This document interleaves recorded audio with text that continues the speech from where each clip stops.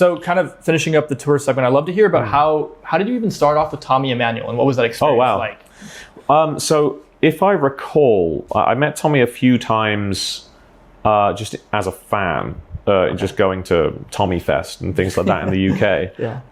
But I was approached by Tommy's manager, asking if I wanted to open for him for a few shows.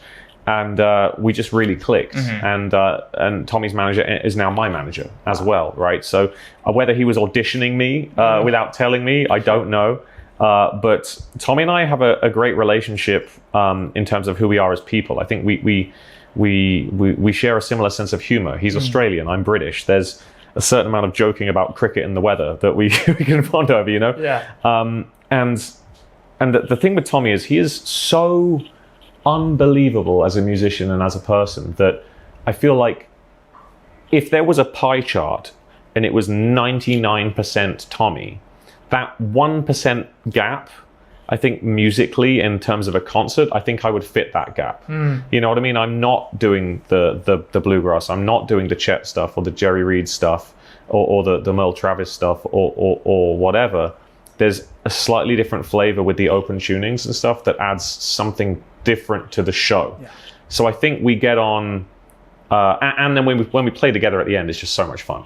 Because it's like Obi-Wan Kenobi and like some little Padawan, just you know, it's just great. So he's the best. And I remember the first time I opened for him, it was in Wilkes-Barre, Pennsylvania, Scranton, Pennsylvania. I was really nervous going on stage because it's Tommy. And I was jet lagged and all this stuff. And I'm in the wings and he's standing there because he's going to watch me. And I'm like, oh, God damn it. Of course. Come on. And he says to me, remember, if you want to have a big crowd, you got to have a big sound, right? And he likes to talk in like rhymes. And I'm like, okay, big crowd, big sound.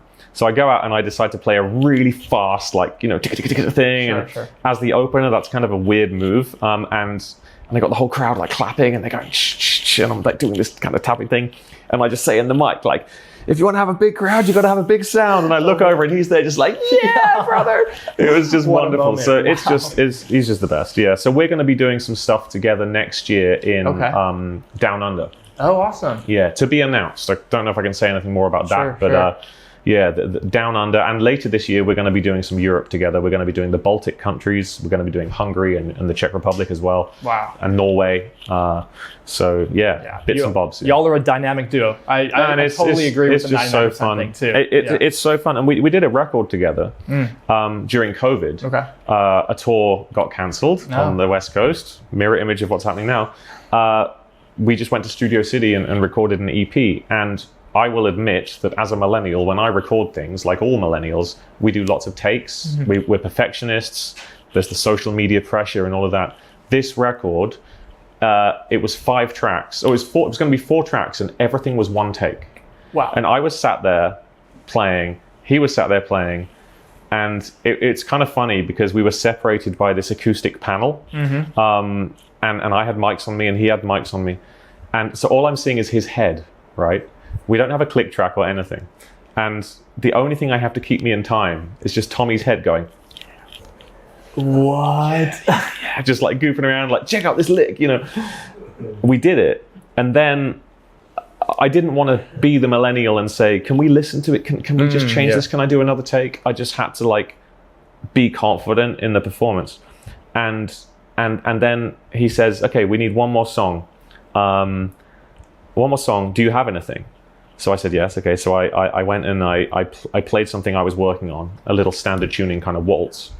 And it was a cover song of a 1975 song called Be My Mistake. He'd never heard it at the time. So he goes, okay, I'll go and get the coffee. Just give me what Mike just recorded on headphones and I'll just listen to it. So he goes, gets the coffee, comes back 15, 20 minutes later, says, okay, I think I've got it. And he sat down, picked up his guitar, didn't touch the guitar once, and just played. And that's what's on the record. Wow. And it was just like the most insane, amazing, wonderful experience to make a record. So I'm trying to push myself to embrace those imperfections and embrace that uncertainty in the studio. I'm still a perfectionist, but it's one of the favorite records I've been a part of because of that reason. Yeah. Because it was just real. And with acoustic music as well, there's something really tangible about that, something really special. Wow. So Yeah, sorry, I'm the coffee's kicked in, so I love that. sharing all the anecdotes. Yeah, that's incredible.